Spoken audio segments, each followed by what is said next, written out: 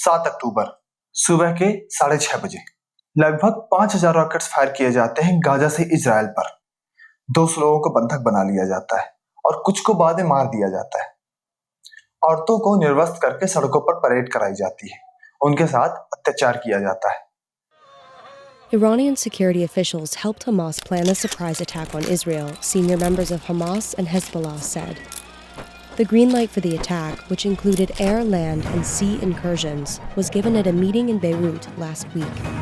A spokesman for Iran's mission to the UN said Iran stood in support of Gaza's actions, but didn't direct them. Hamas is considered a proxy group of Iran. The exact nature of how much Hamas is being led by Iran has always been unclear, but of course they receive a... ये Israel और फलस्तीन के बीच के झगड़े की कहानी क्या है? क्या पृथ्वी पर वर्ल्ड वॉर 3 का खतरा मंडरा रहा है? यह हमास क्या है? इस वीडियो में हम इन प्रश्नों के उत्तर जानेंगे। उससे पहले आपको पता है आपको क्या करना है। Just subscribe the channel and hit the bell icon to all notifications. Israel और फलस्तीन के बीच की कहानी आज की नहीं है। यह झगड़ा बहुत पुराना है, वर्षों पुराना है। अगर आप वर्ल्ड मैप ध्यान से देखेंगे, भगवा रंग से हाईलाइटेड पार्ट भारत है और भारत के वेस्ट में येलो कलर से हाईलाइटेड पार्ट इजराइल है और ग्रीन कलर वाला फलस्तीन है। जो रेड डॉट है यह जेरूसलम है। इन दोनों शक्तियों के बीच के विवाद का मुख्य कारण यही है। जेरूसलम में 37 एकड़ की जमीन इन दोनों के बीच के झगड़े का मुख्य रीजन है। ये कहानी है 957 बीसी की। उस समय के जूस किंग सोलोमान ने राजधानी जेरूसलम में जूस के लिए टेंपल बनवाया, जिसे टेंपल माउंट या फिर फर्स्ट टेंपल कहा गया। सन 586 बीसी में बेबीलोनियंस आते हैं और फर्स्ट टेंपल को तोड़वा देते हैं। इसके बाद पर्शियन एम्पायर आया और उसने मंदिर को दोबारा बनवाया, जिसे सेकंड टेंपल कहा गया। और फिर रोमन एम्पायर आता है जो इस टेंपल को फिर तोड़वा देता है, जिसकी सिर्फ दीवार बचती है। इस दौरान जूस लोगों पर अत्याचार किया जाता है, उन्हें मारा जाता है, पीटा जाता है, उनकी हत्याएं की जाती हैं, जिससे जूस इजराइल छोड़कर चले जाते हैं। इजराइल से पलायन के बाद ये यूरोप में शरण लेते हैं। बचे हुए परिवारों में से एक परिवार से जीसस क्राइस्ट जन्म लेते हैं। जीसस क्राइस्ट ने जूस आइडियोलॉजी से हटकर अपनी अलग टीचिंग शुरू की। वे बहुत प्रचलित हुए और उनके फॉलोवर बढ़ने लगे। इस बात को देखकर जूस उनसे बहुत चिढ़ने लगे और उनसे चिढ़कर उन्होंने क्रॉस में उन्हें लटकाकर उनके हाथ में कील ठोक दी, जिससे उनकी मौत हो गई। क्रिश्चियन जीसस क्राइस्ट की मौत के लिए आज भी जूस को जिम्मेदार ठहराते हैं। 306 ईस्वी में Roman emperor Constantine the great को क्रिश्चियनिटी इतनी पसंद आती है कि वह क्रिश्चियनिटी में कन्वर्ट होने वाले पहले रोमन एम्परर बन जाते हैं। जहां जीसस क्राइस्ट को मरवाया गया था, वहां उन्होंने चर्च ऑफ द होली सेपल्चर बनवाया। चूंकि जीसस क्राइस्ट को जूस मरवाते हैं, इसलिए इनके शासनकाल में जूस को बहुत मारा जाता है। इसलिए जूस यहाँ से यूरोप की तरफ भागते हैं। इसके बाद अरब जेरूसलम पर आक्रमण कर देते हैं और रोमन को हरा देते हैं और जहाँ पास फर्स्ट टेंपल था वहाँ पास अल अक्सा मस्जिद बनवा देते हैं और साथ ही साथ डोम ऑफ द रॉक का भी निर्माण करते हैं। उनका मानना है कि जिस जमीन पर अल अक्सा मस्जिद बनी है उस स्थान पर प्रॉफिट मोहम्मद ने प्रेयर की थी और जहाँ डोम ऑफ द रॉक बना है उस स्थान से उन्होंने जन्नत की रास्ता देखी थी। अब इस लैंड पर नजर डालेंगे तो आपको 3 धर्मों की आस्थाओं के प्रतीक दिखाई देंगे। टेंपल माउंट, अल अक्सा मस्जिद और मस्जिद से 2 किलोमीटर की दूरी पर चर्च ऑफ द होली सेपल्चर। इसी से आपको जेरूसलम का महत्व पता चल जाएगा। अब समय आया 1914 का, वर्ल्ड वॉर फर्स्ट। इजराइल में ओटोमन एम्पायर का अधिकार था। चूंकि जूस अपना घर छोड़कर यूरोप में पलायन कर चुके थे, लेकिन उन्होंने अपने घर वापस आने की उम्मीद कभी नहीं छोड़ी। इस विश्व युद्ध में जर्मनी और ब्रिटेन आमने सामने थे। ब्रिटेन के साथ यूएस और सोवियत संघ था। जर्मनी के पास ओटोमन एम्पायर का साथ था। ब्रिटेन को यहाँ पर मौका दिखा। उन्हें लगता था कि जूस लोग अपने रूलर किंगडम को इन्फ्लुएंस कर सकते हैं कि वे विश्व युद्ध में किसके साथ जाएंगे। इसलिए वो जूस को खुश करने में लग गए, जूडिज्म को सपोर्ट करने लगे। इसी तर्ज पर ब्रिटेन ने बाल्फोर डिक्लेरेशन लाया, जिसमें उन्होंने कहा कि फलस्तीन को जूस लोगों के लिए नेशनल हाउस बनाया जाएगा। अपने घर वापस लौटने की उम्मीद में जूस लोगों ने ब्रिटेन का साथ दिया और ब्रिटेन की जर्मनी के ऊपर जीत हुई। इसके बाद ब्रिटेन गवर्नमेंट अपना वादा पूरा करने में लग गई और यूरोप से जूस लोगों को फलस्तीन में इमिग्रेट करना शुरू किया। जूस तो बहुत खुश थे, लेकिन अरब्स इससे बिल्कुल भी खुश नहीं थे। वे फलस्तीन को किसी के साथ बांटना नहीं चाहते थे। इसका पुरजोर विरोध हुआ, विद्रोह हुए। यह सब होते होते 1939 आ गया, वर्ल्ड वॉर सेकंड। इस विश्व युद्ध में फिर से जर्मनी और ब्रिटेन आमने सामने थे। इस बार अरब्स ने जर्मनी का साथ दिया, लेकिन जूस लोग पहले की तरह ब्रिटेन के साथ थे। हिटलर के राज में जूस लोगों को बहुत मारा गया। नाजी जर्मनी ने 1941 से 1945 के मध्य 6 मिलियन 60 लाख जूस पीपल को मार दिया, लगभग 2/3 population of total European juice people.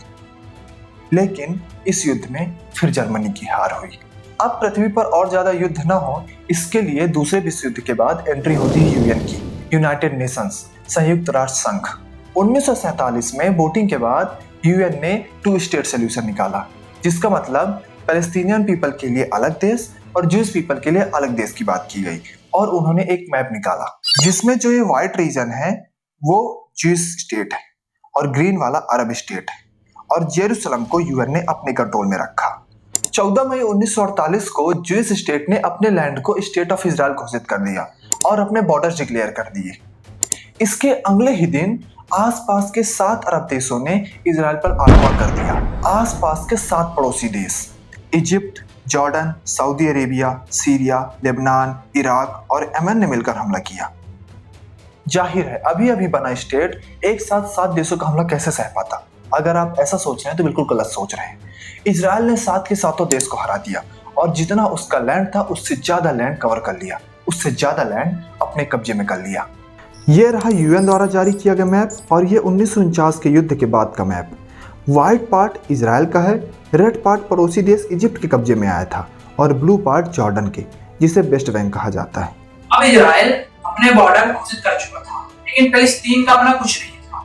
अगर आप गूगल पर पैलेस्टीन सर्च करते हैं तो आपको कुछ नहीं मिलेगा, क्योंकि पैलेस्टीन नाम का कुछ है ही नहीं।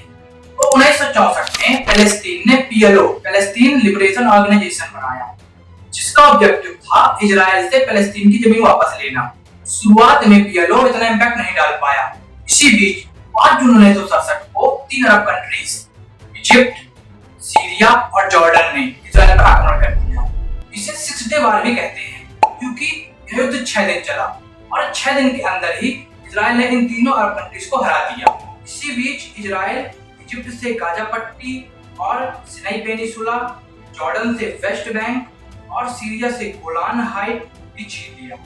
इसके बाद 1967 में यसेर अराफत को PLO का चेयरमैन बनाया गया और PLO दोबारा से एक्टिव हो गया। अब PLO दूसरे तरीकों से अटैक करने लगी थी। 1970 के दशक में PLO ने प्लेन हाईजैक करना शुरू कर दिए। 1972 के जर्मनी म्यूनिक ओलंपिक में इजराइल के एथलेटिक्स को हॉस्टेज बना लिया गया और 2 को मार दिया गया। यासिर एक पॉलिटिकल पार्टी फतेह के लीडर थे।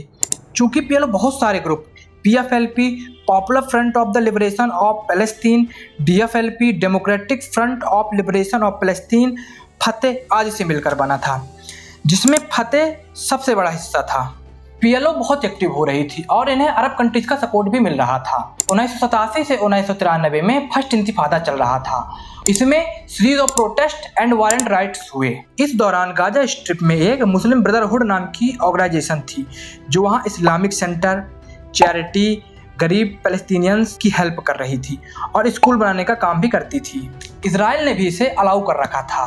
यह ऑर्गेनाइजेशन पैलेस्टीनियन की हमदर्द थी, लेकिन यह आर्म्स वार में हिस्सा नहीं लेती थी, इसलिए इसके फॉलोवर बढ़ने लगे।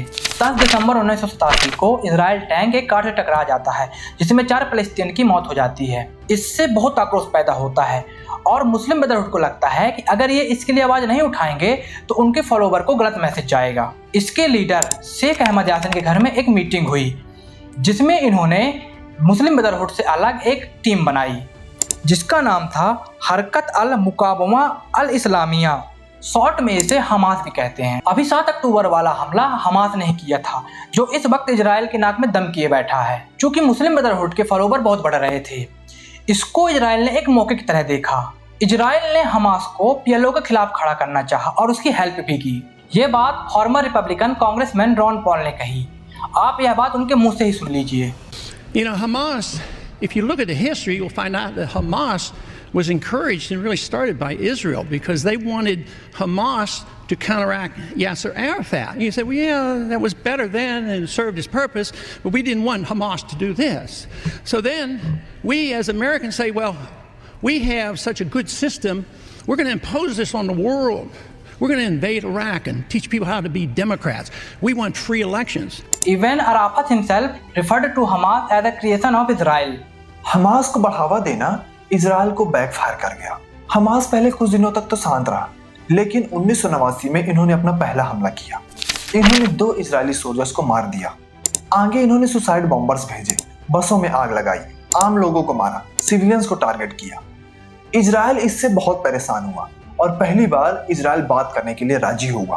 13 सितंबर 1993 को ओस्लो, नॉर्वे में एक एग्रीमेंट साइन हुआ, जिसे ओस्लो एकॉर्ड के नाम से जाना जाता है। इसमें यह कहा गया कि पहले पैलेस्तीन और इजराइल एक दूसरे को रिकॉग्नाइज करेंगे। उसके बाद गाजा स्ट्रिप और वेस्ट बैंक पैलेस्टीनियंस को दे दिया जाएगा। इस शांति समझौते के लिए इजरायली पीएम व पीएलओ के हेड को नोबेल पीस प्राइज से नवाजा गया। पैलेस्टीनियंस को यह पसंद नहीं आया। कहाँ वे पूरे इजराइल की बात कर रहे थे और कहाँ उन्हें छोटा सा टुकड़ा पकड़ाया जा रहा था। इसका परिणाम यह हुआ कि तत्कालीन इजरायली पीएम इसहाक रॉबिन को मार दिया गया। हमास ने इस शांति समझौते का पुरजोर विरोध किया। लोगों का रुख हमास की तरफ बढ़ता गया और पीएलओ कमजोर बढ़ती गई। गाजा स्ट्रिप और वेस्ट बैंक से हमास ने चुनाव भी लड़ा और जीत भी गई। कहाँ पीएलओ शांति की बात करता था, बीच का रास्ता निकालने की बात करता था, कहाँ हमास इजराइल को पूरी तरह से खत्म करने की बात करता है। हमास को अरब कंट्रीज का बहुत सपोर्ट है। ईरान इसको हथियार सप्लाई करता रहता है, जिसका यूज करके हमास आए दिन इजराइल पर मिसाइल छोड़ता है। हमास ने 2006, 2008, 2009, 2012, 2014, 2018, 2022 और इस साल 2023 का इजराइल पर अटैक किया है। इजराइल ने इन्हीं अटैक को काउंटर अटैक करने के लिए आयरन डोम बनाया है, जो हवा में ही मिसाइल को ट्रैक करके एक्सप्लोड कर देता है। इजराइल ने गाजा को चारों तरफ से ब्लॉक करके रखा है, चाहे वह एयर हो, वाटर हो या लैंड हो। अगर गाजा से किसी को वेस्ट बैंक जाना है तो परमिशन लेके जाना होता है। चूंकि गाजा चारों तरफ से ब्लॉक है, तो इन्होंने एक रास्ता निकाला। इन्होंने गाजा और इजिप्ट से अंडरग्राउंड टनल्स निकाल दी। हमास ने दावा किया है कि उनके पास 500 किलोमीटर टनल्स का एक्सेस है, जो कि जमीन से 30 मीटर नीचे तक है। पिछले कुछ सालों में जितने भी अटैक हुए हैं, उनमें सबसे खतरनाक 7 अक्टूबर 2023 का अटैक था। इस अटैक का मास्टरमाइंड मोहम्मद देब था, जो कि अर्ली 90s में मुस्लिम ब्रदरहुड से भी जुड़ा था। इसमें इसका साथ दिया गाजा के अंदर हमास के लीडर यहया सिनवर और हमास के हेड इस्माइल हानिये। पूरी दुनिया ने इन्हें आतंकी घोषित कर रखा है। दुनिया के मोस्ट वांटेड आतंकियों में से एक मोहम्मद डेफ के ऊपर 5 से 7 बार हमला हो चुका है। इन 7 हमलों में उसने अपनी एक आंख, एक पैर और एक हाथ गंवा दिया है। 2014 के हमले में उसने अपने बच्चे, बीबी और अपना पूरा परिवार गंवा दिया था। यह गाजा के अंडरग्राउंड टनल्स में रहता है। यह पूरी तरह से प्लान अटैक था। इस अटैक का नाम अल अक्सा फ्लड दिया गया, क्योंकि यह 2021 में हुए अल अक्सा मस्जिद के विवाद का बदला था। आइए जानते हैं कि 7 अक्टूबर वाला हमला हुआ कैसे था। गाजा स्ट्रिप से 5 किलोमीटर दूर इजराइल में एक म्यूजिक फेस्टिवल होना था, जिसमें 5000 लोग शामिल हुए थे। यह फेस्टिवल रात भर चला। मल्टीपल ग्रुप्स में हमास के मिलिटेंट इजराइल पर अटैक करते हैं। एक ग्रुप बाई लैंड अटैक करता है, यह गाजा स्ट्रिप में लगी फेंस को तोड़कर आगे बढ़ता है। एक ग्रुप बाई वाटर आता है। एक ग्रुप हवा से पैराग्लाइडर्स उतरते हैं। एक ग्रुप गाजा फेंस में ही रुककर मिसाइल छोड़ता है। हमास को पता था कि इजराइल का आयरन डोम उनके मिसाइल्स को रोक लेगा, हवा में ही एक्सप्लोड कर देगा, तो उन्होंने एक साथ 5000 रॉकेट्स फायर किए ताकि आयरन डोम उनके मिसाइल्स को ट्रैक न कर पाए। यह जो मैप आपके सामने है, इसमें गाजा का यह वास्तविक बॉर्डर है और इस क्षेत्र तक हमास के मिलिटेंट्स ने एरिया कवर किया और जो मिला उसे मारा। आप इन वीडियोस में देख सकते हैं कि कैसे इन लोगों को जो फेस्टिवल्स में आए हुए थे उन्हें दौड़ाया जा रहा है, जिसे जो जगह मिलती है, जो दिशा मिलती है, वहीं भागते हैं। खैर, वो पूरी जगह ही ओपन थी। हमास ने 200 प्लस इजरायलीज को और फॉरेनर्स को हॉस्टेज बना लिया और इस अटैक के होते ही मोहम्मद डेफ ने एक ऑडियो रिलीज किया। जो पैराग्लाइडर्स का ग्रुप था वो सीधे इवेंट में लैंड करता है और फायरिंग शुरू कर देता है। जो मिलता है उसे मारता है। औरतों को निर्वस्त्र करके परेड कराई जाती है। कुछ वीडियोस तो आपने इंटरनेट पर वायरल होते देखी होगी। एक जर्मन टैटू आर्टिस्ट को कैसे बिना कपड़ों के सड़कों पर परेड कराई जाती है। इवेंट के ऑर्गेनाइजर को मार दिया जाता है। इसके बाद 9 अक्टूबर को लेबनान से हिजबुल्लाह अटैक कर देता है। 10 अक्टूबर को सीरिया के गोलान हाइट्स से अटैक हो जाता है। चारों तरफ से अटैक होने लगे थे। 9 अक्टूबर को इजराइल ने गाजा की फूड, वाटर और इलेक्ट्रिसिटी सप्लाई बंद कर दी थी। अभी 17 अक्टूबर को अल अहली हॉस्पिटल में एक रॉकेट गिरा, जिसमें 5 लोगों की मौत हो गई।